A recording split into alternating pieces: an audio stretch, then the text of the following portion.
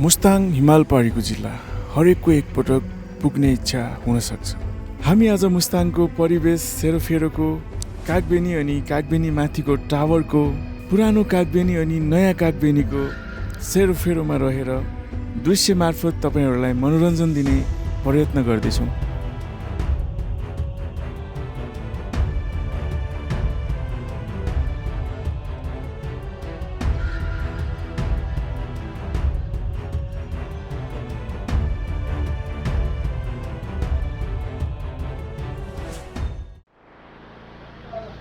बिहानै शिवचोकबाट हामी मुस्ताङतर्फको यात्राको लागि हिँड्यौँ। गाडीहरू लोड हुँदैछ। सामान बोक्री गाडीमा जान पाएको हुनाले हामी खुसी छौँ। हामी यो बर्सातको मौसममा मुस्ताङतर्फ जाँदैछौँ। हरिचोक हेम्जा हाइवे सेतीको किनारबाट यात्राको थालनी गर्दैछौँ। हरिचोकबाट याम्दी पुलसम्मको बाटो निर्माणाधीन रहेको हुनाले अस्तव्यस्त नै छ। यसका वैकल्पिक बाटाहरू पनि रहेका छन्। सराङकोट हुँदै पनि जान सकिन्छ हामी भने लामाचोरबाट हेम्जा निस्केर पनि जान सकिन्छ।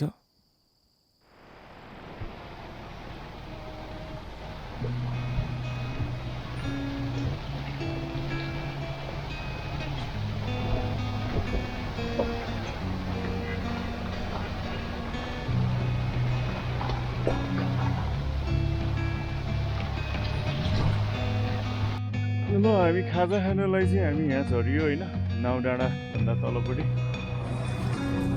अब यहाँ सबै गाडीहरू पनि यहीँ झर्ने रहेछन्, हामी पनि यहीँ झरियो खाजा खाने एकछिन। अनि त्यसपछि हामी नयाँ पुल नजिकै मिठो सेल अनि तरकारीको स्वाद चाखेपछि मसँगैका यात्राका सहकर्मी श्री अर्जुन कुँवरसँगै हामी डिमुवा चेकपोस्ट हुँदै कुस्मा पर्वत मालडुङ्गाको बाटो तर्फ अगाडि बढ्छौँ।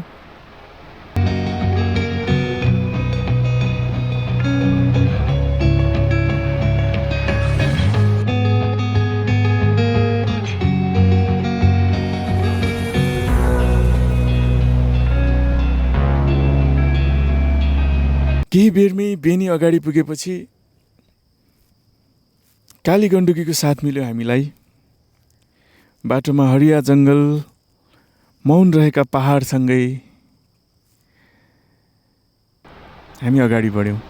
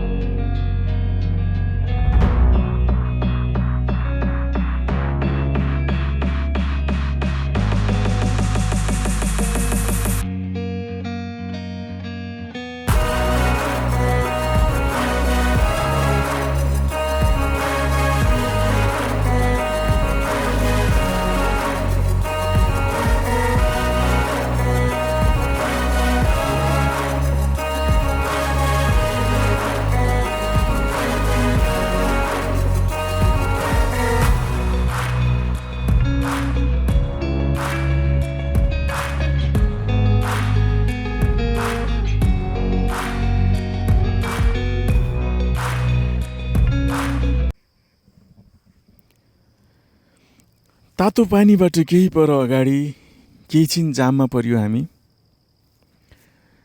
उक्त जाम पहिरोको कारणले गर्दा भएको थियो। बर्सातको मौसममा मुस्ताङ जाने बाटोमा पहिरोले निकै समस्या दिने गरेको छ।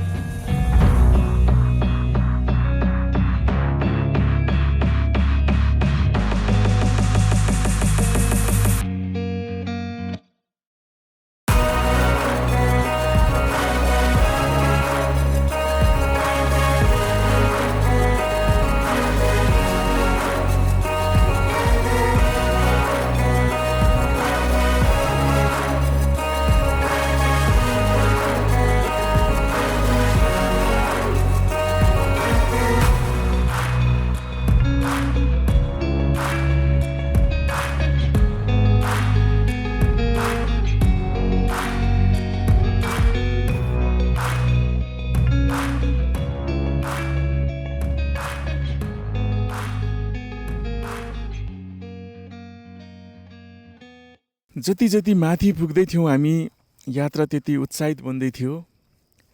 अप्ठ्यारा बाटाहरू छिचोल्दै, पहाड माथिका बादलहरूका आकृतिहरू हेर्दै हामी अगाडि बढिरहेका थियौँ।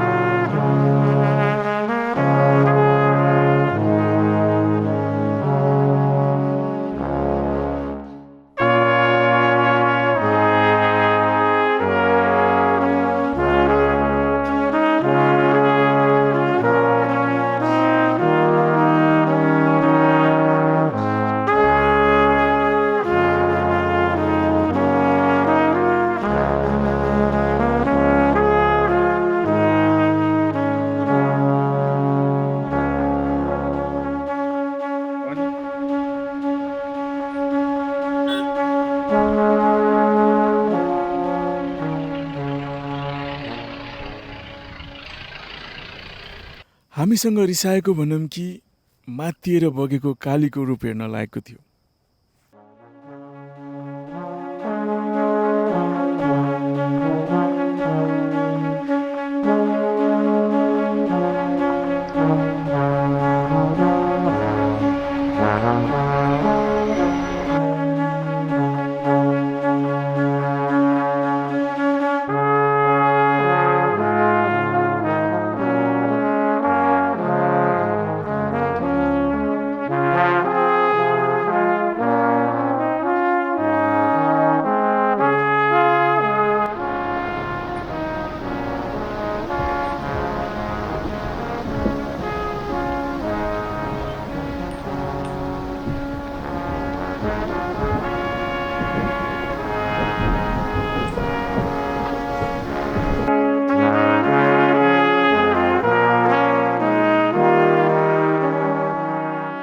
जब लेती नजिकै पुग्यो त्यसपछि बाटोको व्यवस्था अलि सहज र राम्रो लाग्यो। कतै कतै बाहेक धेरै अनेक ठाउँका सडकहरू कालो पत्रे थिए।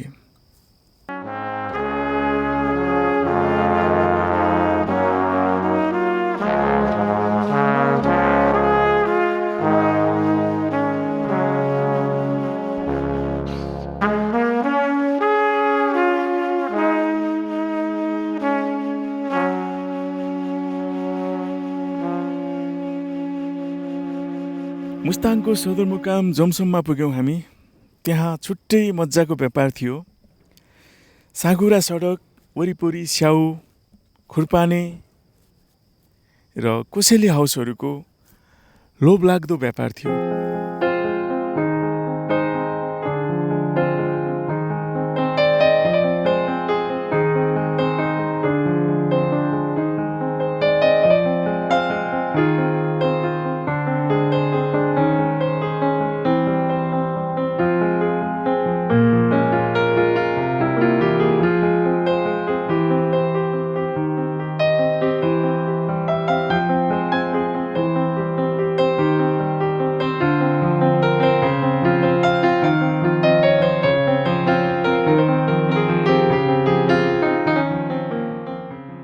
केही छिनमै जोमसोम बजार कटेर कागबेनीतर्फ लागियो। वर्षायाम भएको हुनाले होला निलो देखिने आकाशको पृष्ठभूमि आज बादलले ढाकेर अर्कै माहौलमा रूपान्तरित थियो।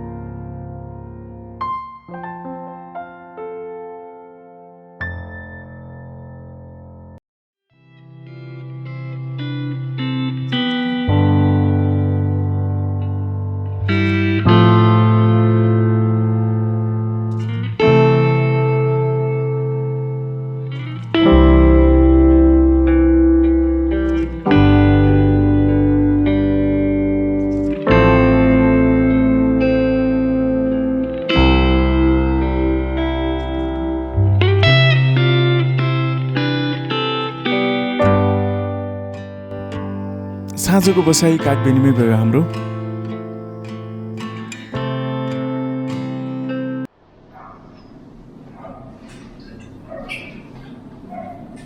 गुड मर्निङ सबैजनालाई। आजको हाम्रो दिन सुरु भइरहेछ कागबेनीबाट। अनि त्यसपछि हामीसँग हाम्रो सर पनि हुनुहुन्छ।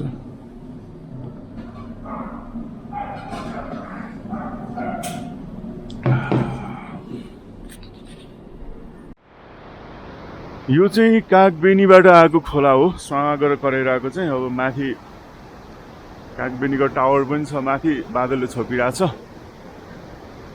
त्यसपछि अरू के भन्नु, यही हो बजार चाहिँ, यही हो। एकदम कच्ची कच्ची खालको छ, पिच रोड चाहिँ छैन, तर पनि जस राम्रै छ बजार। बिहान बिहान सरसफाइ कार्यक्रम हुँदैछ, धुलो फाल्दैछन् हाम्रो बहिनीले।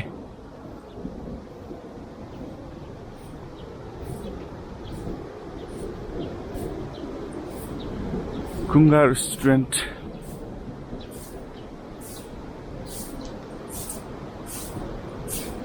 ल धुलो खायो हामी त। मुस्ताङको धुलो खायो नि हेल्दी हुन्छ क्या। हजुर अर्ग्यानिक हुन्छ भन्दैछन् बहिनी।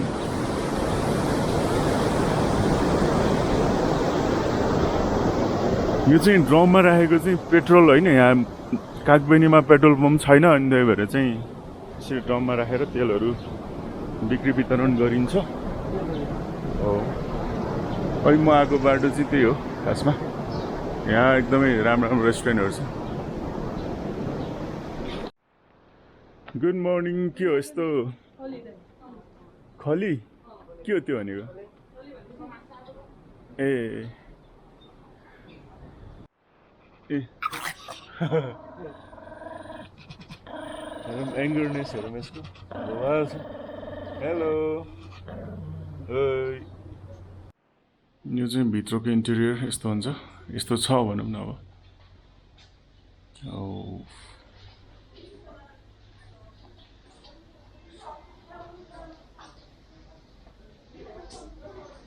अनि यहाँ चाहिँ ब्रेकफास्ट भनौँ अब यसलाई। यो पनि भयो, यो पनि भयो। यस्तो बिहान बिहान चाहिँ पुराना तर प्यारो लाग्ने साँघुरा गल्लीहरू अनि छुट्टै कलात्मक दृश्य बोकेका यी बाटाहरू हेर्दा मनै आनन्दित भइरहेको थियो।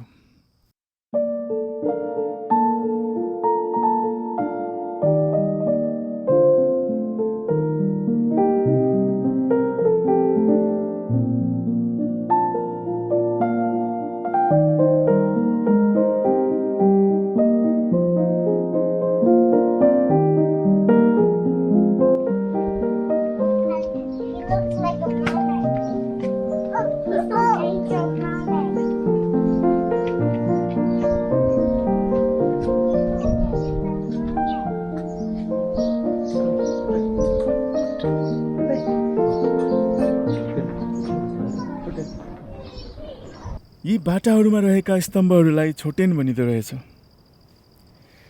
यी स्तम्भहरूले गाउँको रक्षा गर्ने परम्परागत मूल्य र मान्यता रहेको पाइन्छ।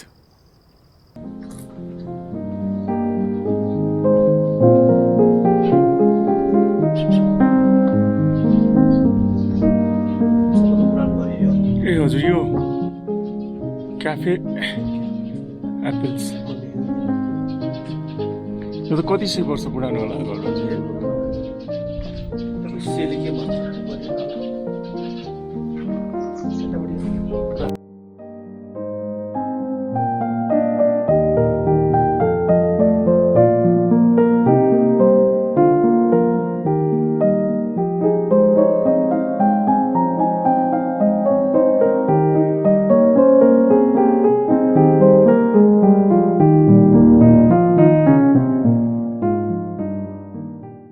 आफ्नो छुट्टै मौलिकता परम्परा बोकेका यी क्षेत्रहरू, पुराना घरहरू अनि साँघुरा गल्लीहरूले मर्मत सम्भारको औषधि मागेको भान भयो। छिट्टै नै यसतर्फ स्थानीय निकायहरूको ध्यान जाओस् भन्ने कामना पनि गर्दछौँ।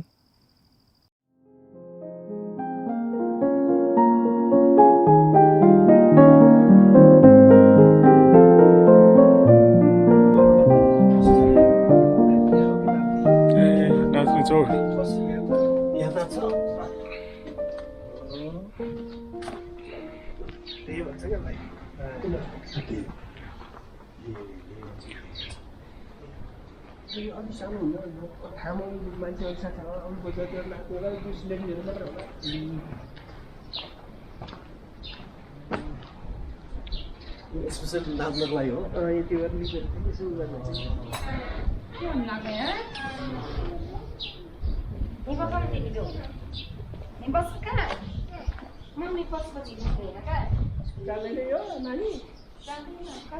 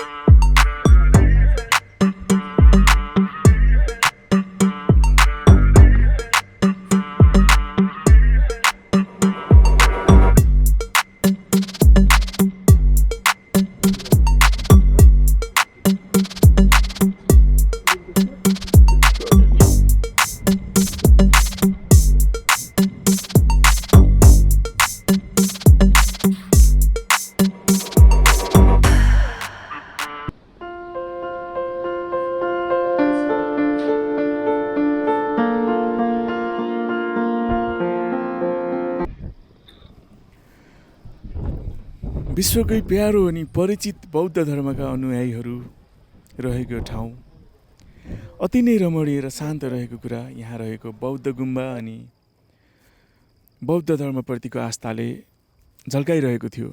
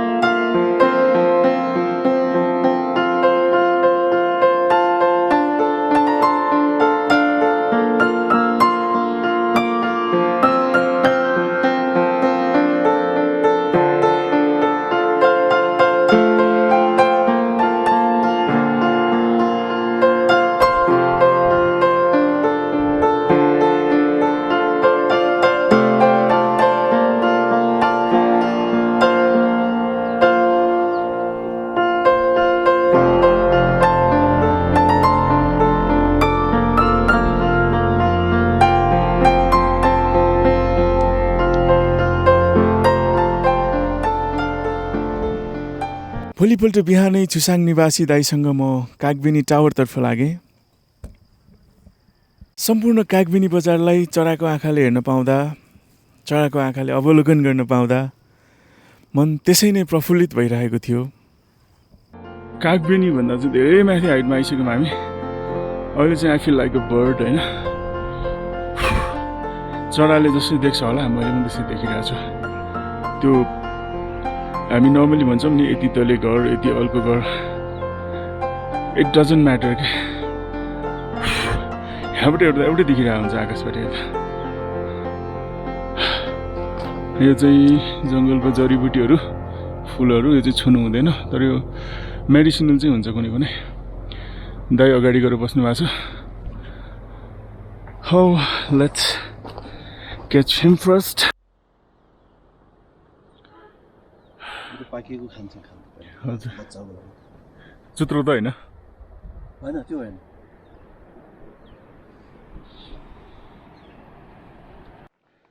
यो चाहिँ जिम्बु हो यसलाई चाहिँ यस्तो हुन्छ एउटा बात टिपेर खाउने कस्तो रहेछ 100% अहिले टिप्नु त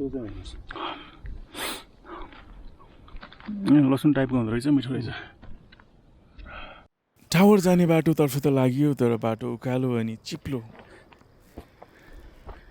साह्रै ठाडो हुनुको कारणले गर्दा अप्ठ्यारो मिठास भइरहेको थियो तर पनि यात्रा अगाडि बढिरहेको थियो कहिले दाइ अगाडि कहिले म चाहिँ अगाडि भएर बाटोको उकालोको मजा लिइरहेका थियौँ हामीले सजिलो हुँदो रहेछ यसरी हिँड्नाले आड लाउनु पाएन हातले समात्न पाएन